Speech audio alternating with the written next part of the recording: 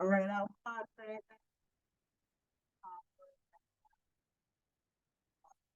The theme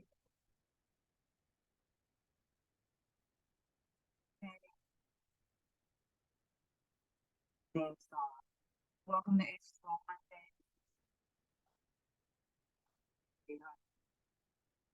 Overview.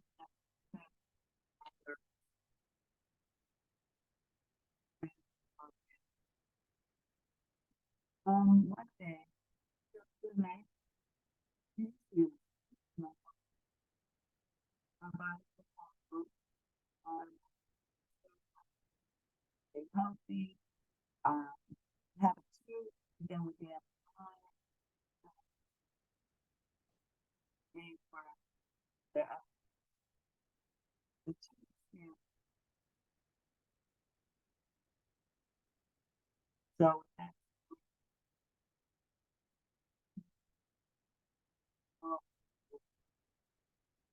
we're going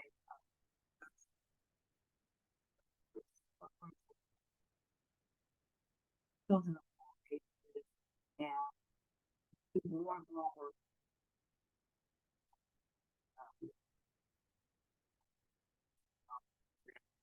So with that said,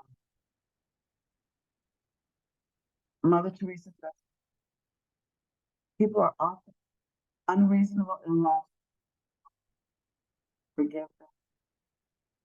If you are kind, people may accuse you of self-hatred.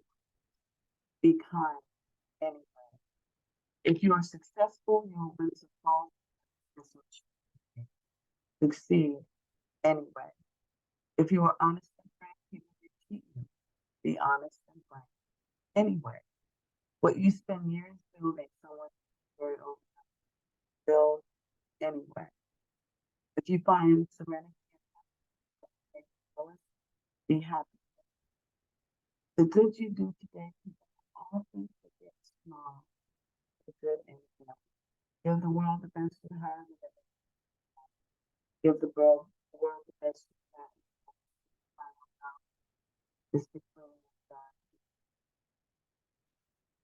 And I was talking with a friend today. He said his father doesn't like the word God, and I think a lot of people don't like the word God, and I think that's where all these other words come into play, because language is different. The word God is Allah in some countries. It's Buddha in some countries. It's Yahweh. It's so many different meanings that name. We can't even decide what's in a name. My name, as I've been discovering my journey, my name has not been Angela the whole time. I found my birth certificate and it was totally different on my birth certificate than my name is now. And then my name on my book, I've added Nisi. I did not grow up with the name. I grew up with the word Nisi as my nickname. My middle name is Denise, but it became Angela in my professional life. And now Nisi is a part of my professional name. So, what's in a name? It's up to us to stand behind the name, to have integrity in the name, to have intent around the name. And the name can change. You hear that all the time. So, if you say law, natural law, universal truths, whatever it is that powers you, you have the name for it. And I don't want to give you a name. I like it. I study the science of mind. I have a practitioner's counseling license, a minister's counseling license, and I'm ordained in it. But what I truly live is that each of us get to affirm our lives every single day. And that's why the habit two matters so much. And we do H2O Mondays because all we're doing is affirming our lives. So with that said, I want to and welcome, Kenya. Can you hear me? I can. I can hear you Okay, just because I fine. don't have my headset, so you can hear me? Yes, ma'am. Very good. Awesome. Very good. All right. So we'll keep it going. Anyone who wants to join us on our private session, you can join us at myhappyacademy.org and go to the link that says H2O Mondays. And then we'll have private time because sometimes we want to keep things intimate. As I was speaking, when we say words, people get misinterpreted. Back to that's going to make me go to our habits, when we go to our foundational habits, we know that habit 2 is begin with the end in mind.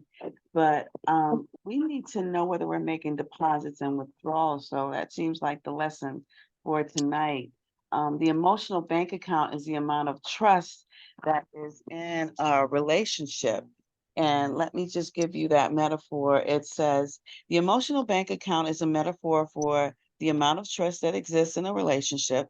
It suggests that every interaction with another human being is to be classified as a deposit or a withdrawal. Deposits build and repair trust in relationships. Withdrawals lessens trust in a relationship.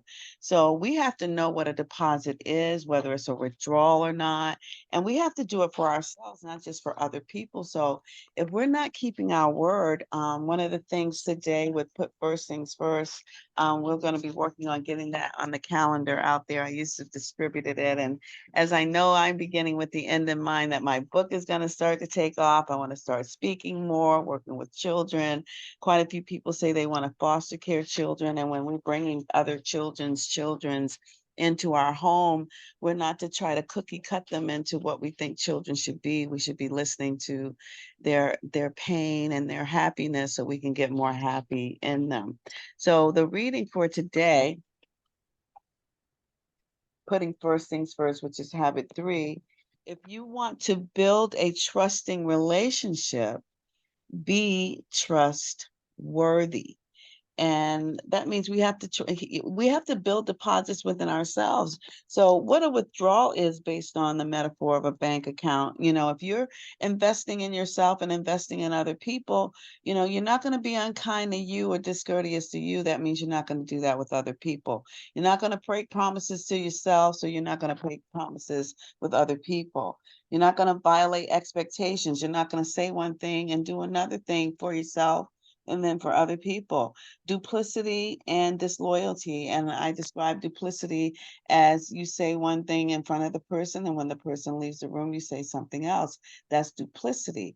And one of the other things with duplicity, if we don't have permission to say something about someone, let's not use their names. You may want to use the example if you're proving a point or you're trying to make a statement. But if they're not in the room, let's not include them. So that's disloyalty.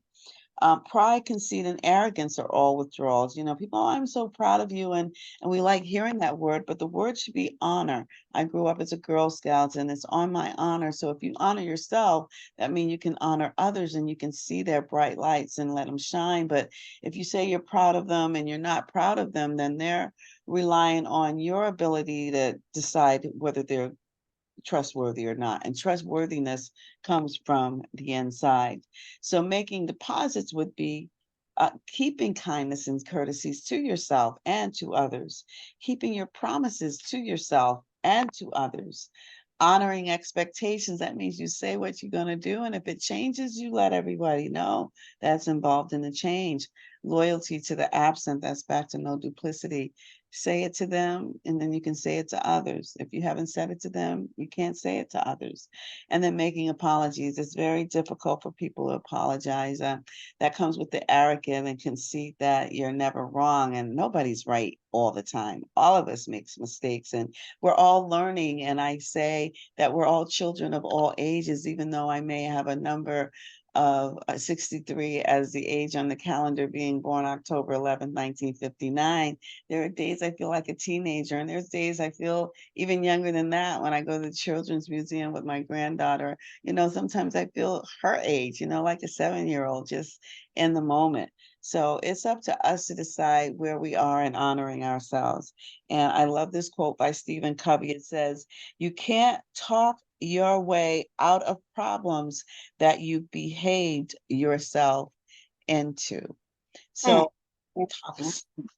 and we've heard that before. Action speaks louder than words. So if we want to be trusted, we have to be trustworthy to ourselves and make sure that we are healthy in our actions, and that we know that if there's any misfortunes that have happened to us, we want to break any negative patterns. A lot of us are in the generation of doing things the first time ever. I'm the first college graduate in my family, and my kids were swimmers and soccer players. They were first to do that. And my grandson has his own company called Q's Animal Kingdom. So, there's just one thing building and building and building, and we're all to be healthy and not harmful and helpful, and anything that has been abusive in your life, we want to let go of that, because those behaviors are not to be passed on.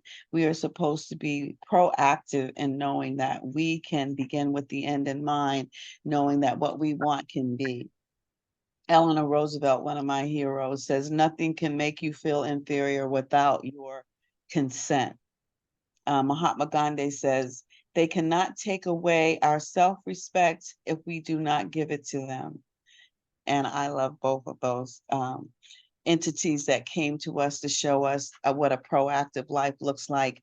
And each of us are individuals. We don't have the same nothing. I was just talking about a friend of mine who, if there's twins, they're different too. They come from the same egg. But if you get to know twins, I actually dated a twin once, and you can tell the difference. They may look alike to the rest of the world, but no two things are alike. We're all individual, and what we're here to do with the habits of our lives are to be healthy and to respect every individual, so every individual can live their healthy life, because no two ideas are going to be the same. We're not going to see life the same. And if we can be this diverse in it, there's more unity instead of this misery that can occur. And people say misery love company, but we're Happy Academy is here to promote happiness, and happiness is different to everyone. Some of us like the same things. I think quite a few people know that I went to see Earth, Wind and Fire, Lionel Richie, in August, and all of us in there, we love that. That was like on one accord. I said, if anybody wants to know what peace looks like, or what heaven looks like, or what happy looks like, go to one of the Earth, Wind and Fire concerts. Everybody is on one accord, different age groups. You don't know where people come from, what their political backgrounds are, whether they love you or not, because all the love is in the room, and it seems like everybody loves everybody in that room at that time. Imagine living a life like that. So my end in mind is that everybody lives their happy, feels so good that you can't do nothing but feel happy. That harmony, that unison, the elements of the universe runs through all of us. That's why I like H2O Mondays. We're water, we're wind, we're fire, and we're earth. So it's up to us to really rejuvenate ourselves and have a creative life. One other item that I wanted to bring up before we left is taking responsibility. That's a part of being proactive. A lot of us can be reactive in the world. I work on being proactive. I want to do more with the book. I want to get it in Barnes and Nobles and airports. I see all the Michelle Obama books, and even Jenny Rometty, who was the IBM president, female, doing her thing. And I'm like, I can get my book out there too. So one of the things is accepting responsibility for what I need to do and how I spend my time doing it, because all we have is time. How we invest it is how we create our wealth. So let me see, where is this before we go to our private session? And again, anybody who wants to join, please join us. Oh, accepting responsibility, because the world can upset us. When we blame and accuse others, we are reactive. We focus on the weakness of other people and get so involved in their disturbing behavior that we forfeit our power to think, feel, and act in our own best interest. On the other hand, by exercising proactivity, we don't let others' weaknesses drive our decisions. In spite of others' actions and dispositions, we make choices according to our values, our purpose, and our vision. So one of the assignments that I have for you, and I think if you've not done it, make sure you work on it periodically, is your mission statement. Begin with the end in mind. Mine is Carpe Diem. It's been that for a while. And for Happy Academy, a friend of mine and I just came up with what we want to empower children of all ages to lead a life of peace and happiness that leads to a sound mind. And to have a sound mind, we got to know what makes us happy, what makes us centered, what keeps us focused. And it's not money, it's not possessions, it's not work, it's not pleasure, it's not friends, it's not enemies, it's not the self, it's not even a religion, it's not family, it's not spouse. Being centered is centered in that power that makes all of those things, the family, the money, the possessions, the work, the pleasure, the friend, that makes us. So if we stay centered in that power, that means we're going to live our mission and we're going to live our lives. So thanks for joining us. You can join us live on the website. See you in a week, and donate to myhappyacademy.org. All the work that goes towards healthy lives and healthy children, we welcome that. And buy your copy of Birds of a Feather. Have a great week. Thank you.